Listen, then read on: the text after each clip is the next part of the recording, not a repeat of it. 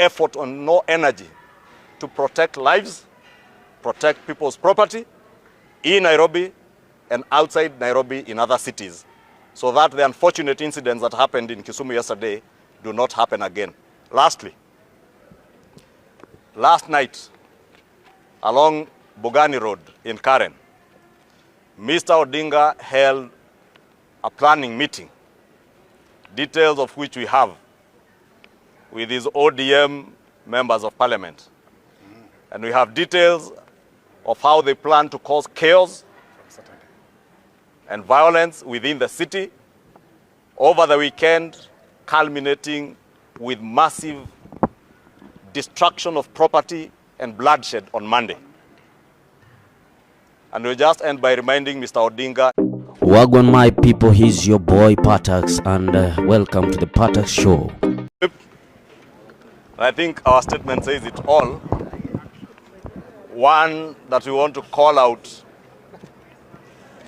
Mr. Odinga and his desperation and insatiable appetite for bloodshed in this country.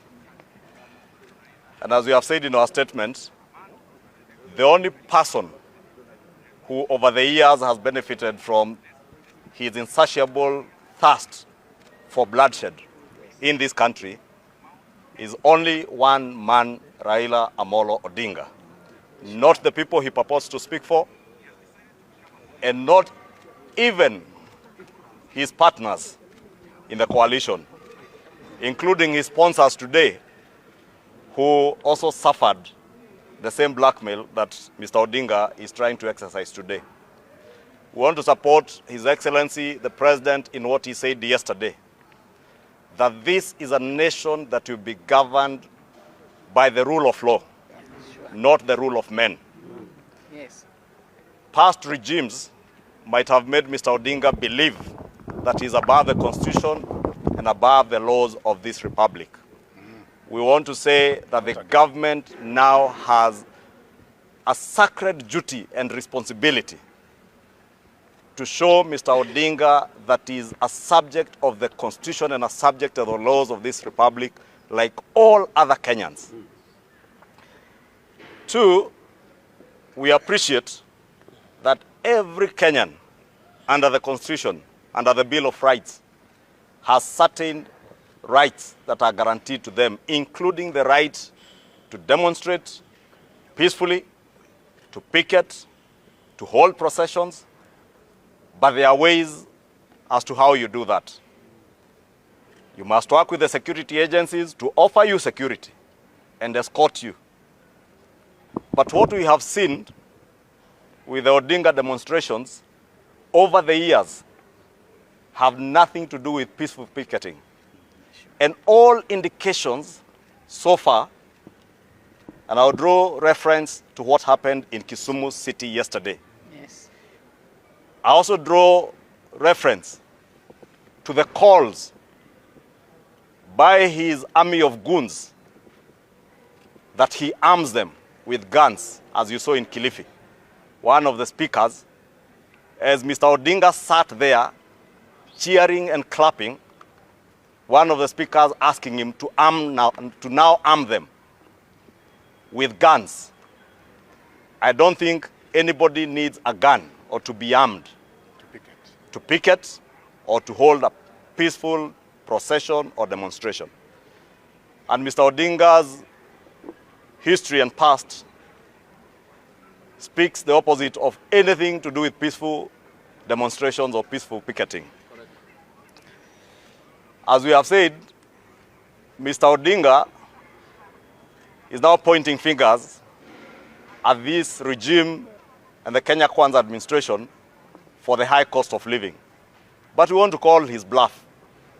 It is Mr. Odinga who cheered on as the last handshake administration was looting this country dry. Yes. And because I said very soon we shall be naming these people, I want to state categorically that Mr. Raila Odinga was the net beneficiary of the COVID haste, of the fuel subsidy haste, of the telecom haste, and when details come, Kenyans will get to know that the net beneficiary of all the theft under the Kenya Kwanza, Jubilee handshake regime, the net beneficiary of all the looting was Raila Odinga, plus his sponsors, who are even sponsoring him up to today. We know the desperation for Mr. Odinga, besides the late realization that he may not have the energy and the stamina to run another election, is the desperation to cover up for the theft and outright looting of our economy under the last regime. And we want to promise Mr. Odinga, his sponsors, and his army of goons that the Kenya Kwanza administration, and least of all President William Ruto, shall not be intimidated by any means. The pursuit of those who looted our economy will continue unabated, notwithstanding his demonstrations. The pursuit of those who use their offices to run away from taxation by offering themselves exemptions, tax waivers, and reliefs will continue. And this administration will also continue to work on means and ways of uplifting our economy and improving the cost of living for the Kenyan people, to make life more bearable for the people. And the president has already begun work on that. All these members you see here, you saw them in the National Assembly when others boycott the National Assembly. These members were there yesterday debating the budget policy statement to ensure that we have in place programs that will ensure that we bring down the cost of living to the Kenyan people. That's why we are challenging our colleagues in the Azimio coalition. And more so those in ODM who are now slaves of the Odinga dynasty. Please, it is only yourselves who can rescue yourselves. Nobody will rescue you. But we must remind you that the people of Kenya elected you as members of parliament to come and deal with issues and matters that of concern to them through parliament, not in the streets. And that's why we have said, should you find you have no space in the National Assembly and in parliament as members of parliament and senators, simply quit your positions. Sure. And join the rest of the army of goons asking for arms. But we must also tell them that this government has a sacred duty to ensure that the rule of law reigns in the governance of our country. And we want to encourage the president and all security agencies to spare no effort and no energy to protect lives, protect people's property in Nairobi and outside Nairobi in other cities, so that the unfortunate incidents that happened in Kisumu yesterday do not happen again. Lastly, last night, along Bugani Road in Karen, Mr. Odinga held a planning meeting, details of which we have with his ODM members of parliament.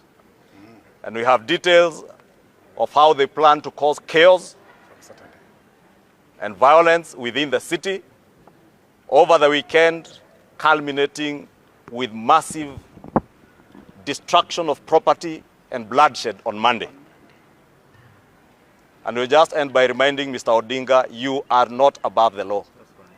This country shall be governed by under the Constitution and with the rule of law, not the rule of men. Yes. The former president might have made you believe with a handshake that you are above the law and you can do all that you want. We want to tell you that impunity shall end and shall come to an abrupt end Yes. under this administration. Yes.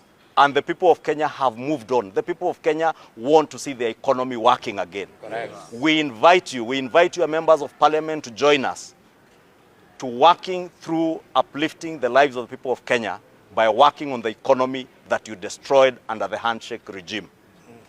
Shortly, as we said, and you have seen a number of committees of this house have begun work on the telecom haste, the maize subsidy haste, and the committee on energy will also soon be embarking on the fuel haste, the subsidy haste. We have had Mr. Odinga and his army demand a reinstatement of these subsidies, and we want to tell him it shall not happen. We shall not continue to feed the monster that has destroyed our economy. Yes. You destroyed our economy with those useless subsidies that were only there for a month and ended up benefiting your families only. And as I said, with time, Kenyans will get to know, besides Mr. Odinga and his family, the other net beneficiaries of those subsidy programs that they are now demanding. Thank you. Can I send